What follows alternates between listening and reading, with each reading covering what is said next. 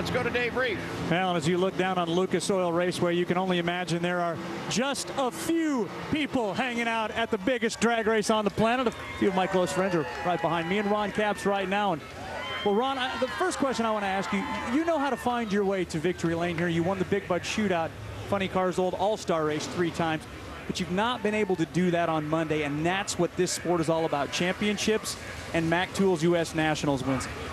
Can you put too much of an emphasis on it? Can you care too much? I've showed up here and different mindsets. I showed up here and thought, okay, Indy's not a big deal. Let's approach this not as the biggest race we have. And that didn't work. But I've also approached it like, gosh, this is the creme de la creme. This is the biggest race we've got. And that didn't work. But people, you know, they said, oh, gosh, you haven't won Indy yet. I mean, like you said, I've won here 3 times. I got 3 big $100,000 checks on the wall of my garage from wins here on Sunday in the showdown. And so I have won here before, but we got a great team that can win here on Monday now. Now here's a big moment when it comes to Pro Stock on the racetrack right now. Alan Johnson and Larry Morgan, you saw the points position he was in. Both of these drivers not qualified, guys. Pretty amazing that they're not, huh, Paul? I mean, 672 is the bump spot, but both of these guys make plenty of horsepower, especially Alan Johnson. I'm surprised that he's not in the show. Well, neither one has really gotten down the track. Maybe with 5 sessions, they take their time. I would think that's a dangerous position, especially with the changing weather. Let's see what the numbers come up. Both had good 60 foots. Nice. Look Morgan. at Alan. He stepped up. 668 for Morgan, 664 for Alan Johnson. That's going to put his Mopar up in 3rd, and Morgan is now 14th, Dave. Well, Ron, one of the things that certainly is in your favor, when you take a look at the list of car owners you've driven for, crew chiefs that you've driven for, you talk about U.S. national success, it doesn't get any bigger than Perdome, McCullough, Schumacher. What do they do into helping you get over the boundary of trying to win this race?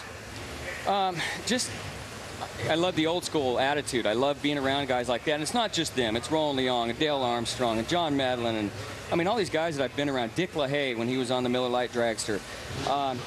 I've always been a student, and I've shown up. And I think the greatest part of my success that I've had has been surrounded by good people. But I know when to shut my mouth and keep my ears open. Mike Dunn, you know, was one of the first guys to tell me that when I was coming up in the ranks, and that's what you got to do. Some of these guys come out here and, you know, they make one run and they're at the microphone at the other end telling you how they're God's gift to everything and how they're going to beat everybody and I'm going to beat that guy and we're going to do this and we're going to do that. They need to shut up and listen and take in advice from guys like that, and that's what I did, and that's what you got to do. I love being around guys like that. Tim Richards is one of those guys. Ed McCulloch's one of those guys. But I love showing up like this morning, and Tim hates to lose, and I hate to lose. And all these guys have been running good all season. I've been taking notes because some of the stuff that's been said, now we got a hot rod, and we're going to start the countdown, and it's going to be fun to go out and beat these guys. Now, words of wisdom for the young guys as you take a look at Tim Richards studying over the computer data, getting ready for the upcoming 4th session of Funny Car. On the racetrack right now, we have Steve Kent and Mark Martino. You talk about momentum, Ron. You're a guy that in the past has always had so much momentum at the beginning of the season that hasn't worked its way out and helping you into a championship. This year, though, it seems like the team started a little slower. Here comes Tim Richards, as you just mentioned, and suddenly over the last 6 races, you've been in 3 finals. A big, big impact. Well, yeah, big impact, but let me clarify, and I said this before, the problems that we had in the past with falling short of the championship and the countdown was that we ran good, and then we decided, okay, we've got a good setup. Let's go into a test mode to be better later in the year. Well, guess what? I see about 9 of those funny cars doing the same thing, and I'm not going to go tell them. I've been there. We've done it 2 or 3 times, and it's funny to watch now because it's great that Tim came in when he came in, and we're going to start peaking at the right time. But guess what? Guys that ran great in the early season had good clutch programs, and now they're out of those clutch discs. They're going on to other things. They maybe went into test mode, and guess what? They better get back to racing. When you go to Sonoma and you go ahead and exercise a demon, it's been a year since we've seen you win. How big a moment was that in getting this team in the right direction? Well, huge. I mean, for Napa, it was big. We needed to get in the winner circle for them. We ran the next gen oil by Valvoline. We tried to put that in the car before the countdown. That was huge.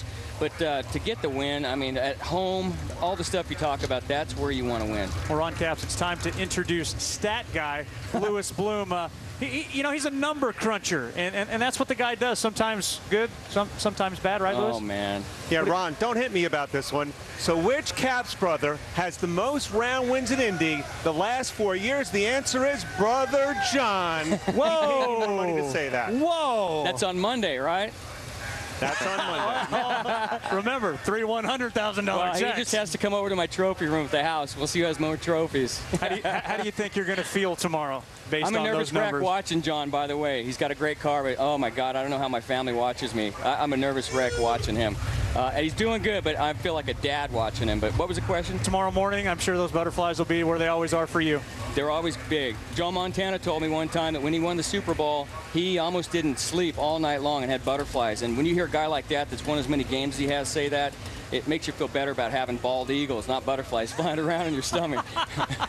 Well, Ron Capps, we hope you can get some sleep tonight. How about it, guys? We'd love to see Ron Capps win his first Mac Jewels U.S. Nationals. Yeah. All those people back there, Paul.